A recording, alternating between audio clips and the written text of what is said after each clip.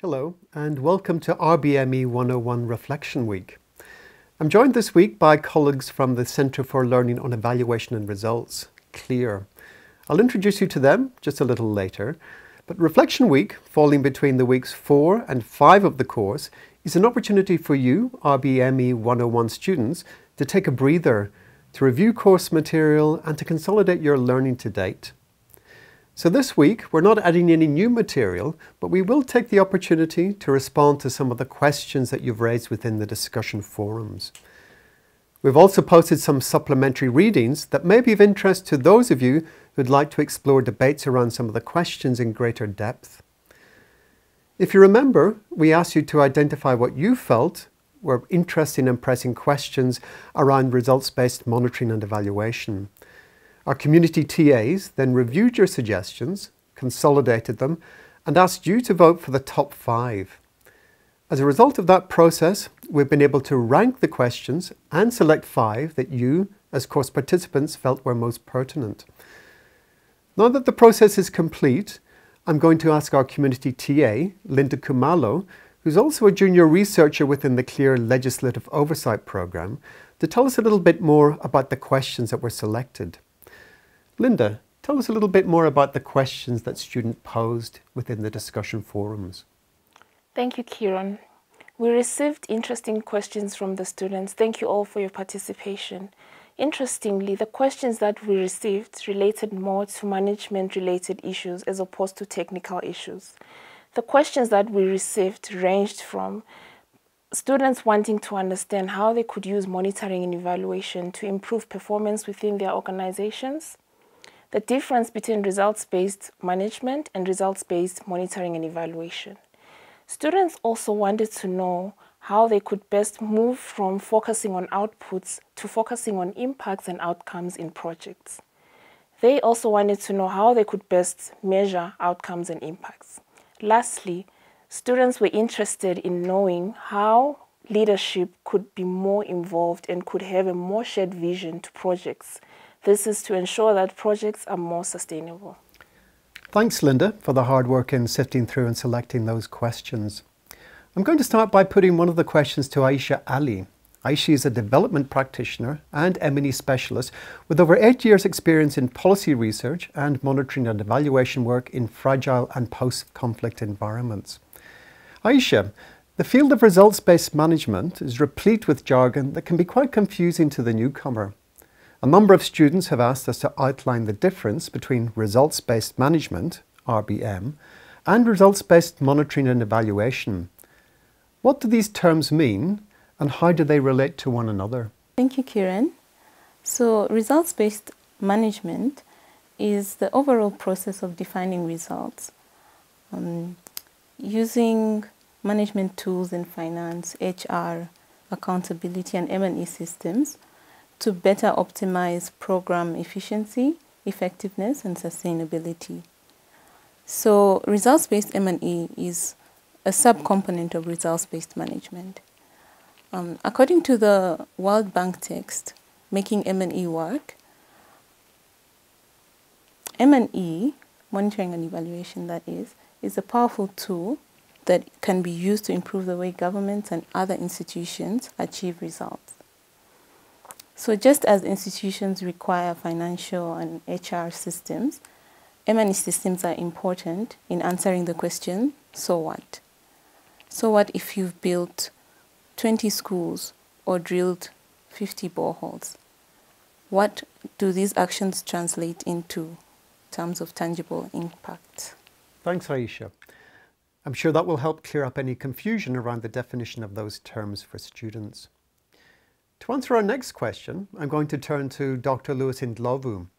Lewis is a senior technical advisor here at the CLEAR Centre in Johannesburg.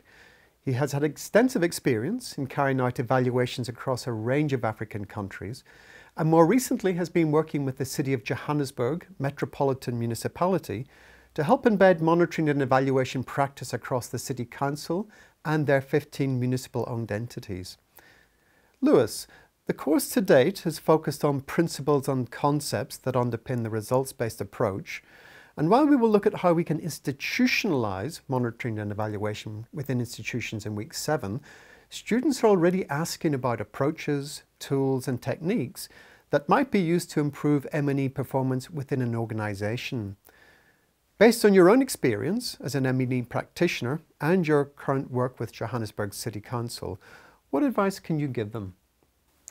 Thank you very much, Karen. Yes, it is a very common question. The way I would approach that question is to say, let's consider an organization as a system that is interrelated, parts working together towards a common goal. And if we divide that system into subcomponents, into 3 subcomponents, perhaps then we can say we are able to make interventions to improve at each of those subcomponents. The 3 subcomponents that I propose are based on one of the books that is recommended, which looks at 12 components of a functioning M&E system. Let's consider the first component, which is people, partnerships, and planning. And the second component would be collection, capturing, and verifying data. So that deals with the data systems. And the third one is utilization of data. So if you look at the first one on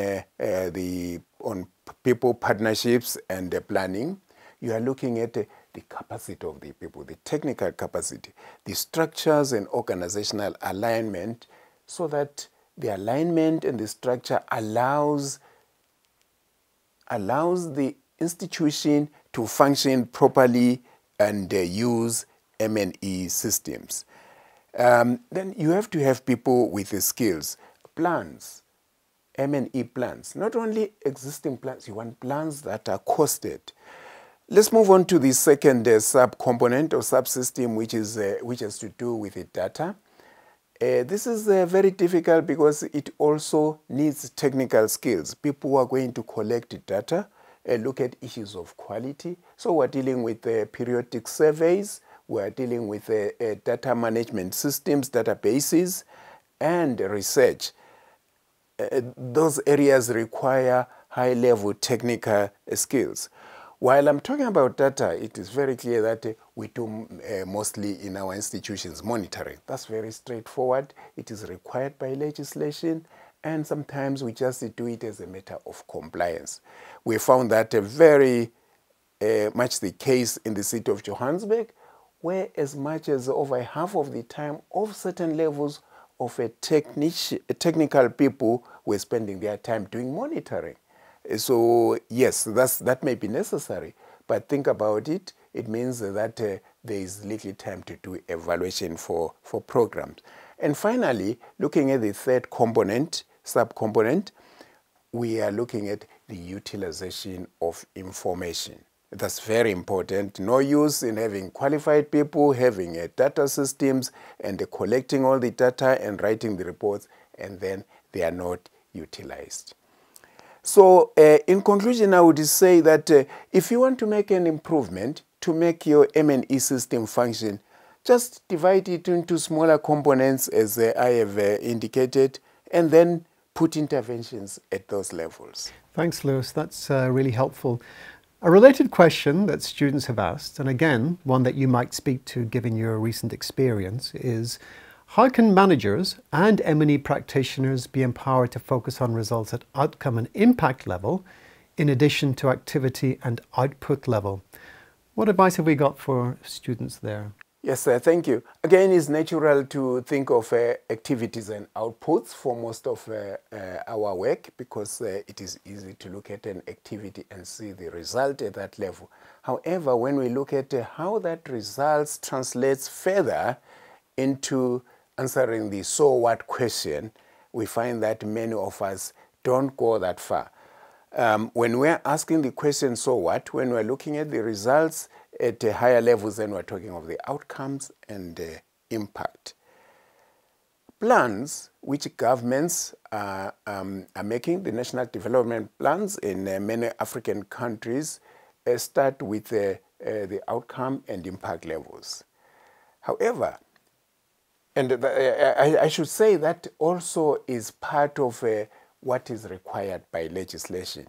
However, the translation of those plans to achieve those outcomes and the impact is not always very clear how that is achieved. And that's one of the difficulties.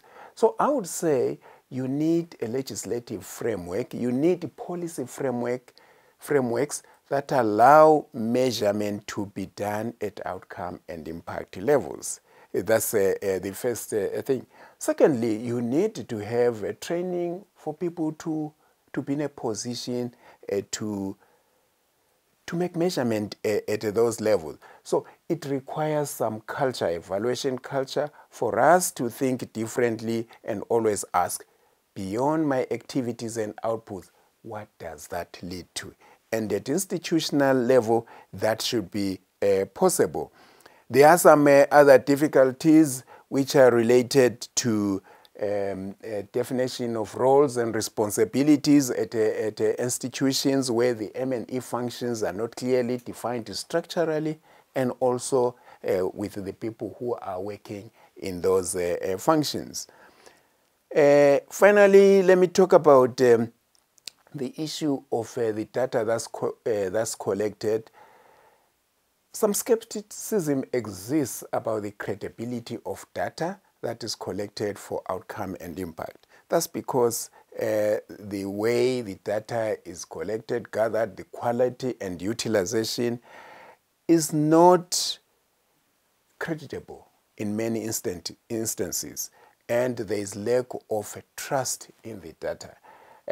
We saw that with the city of Johannesburg, where some of the subcommittees were not trusting even the data that is gathered, and it was supposed to help them to make decisions. So you need to have quality data, and that means training for people with skills.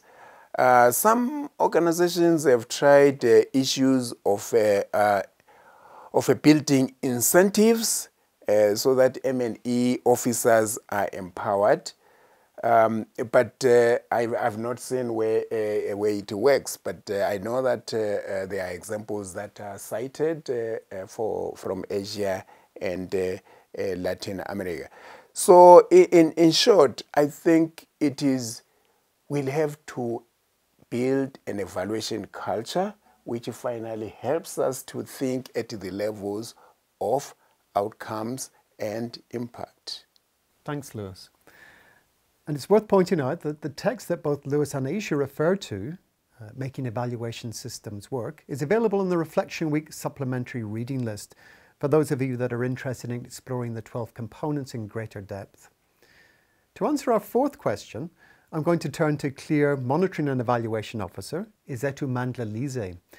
Izetu is a long-standing member within the CLEAR Legislative Oversight Team. She's worked within the NGO sector as a researcher, as well as lecturing in sustainable development, the political economy of development, and of course, monitoring and evaluation. Izetu, the results-based approach is all very well in theory, but the reality is that many projects are poorly designed, they focus on short-term results, make poor use of resources, and fail to achieve impact. Many students have asked how we might encourage a shared vision emanating from leadership for a more robust-based, results-based approach that leads ultimately to more sustainable projects. What advice can we give them? Thank you so much, Kieran. What I think is important for any organization to understand when it comes to creating a shared vision amongst the leadership when it comes to monitoring and evaluation is to understand that within the leadership are different individuals with different beliefs, with different ideologies, and with a different set of values. And these, as opposed to other more easier factors to influence, such as logistical and technical aspects, these usually take time and these are usually more complex to influence. Hence the need for advocacy and communication strategies. And these need to be established and designed and defined from onset. What am I referring to when I'm talking about advocacy? Advocacy simply refers to appropriate tools to sensitize, to educate, to influence, and to change behavior and values. And I believe that it's important for every organization to understand its context and to be able to understand the types of advocacy tools that are relevant to its context. The same applies to communication. It's important for every organization to understand its target audience and therefore capitalize on the available communication tools to further share the information that needs to be shared amongst the leadership within the organization.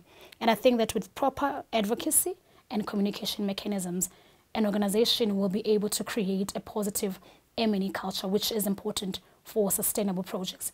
And what I mean by a positive M&E culture, I mean a shared set of values with regards to the function and the importance of M&E.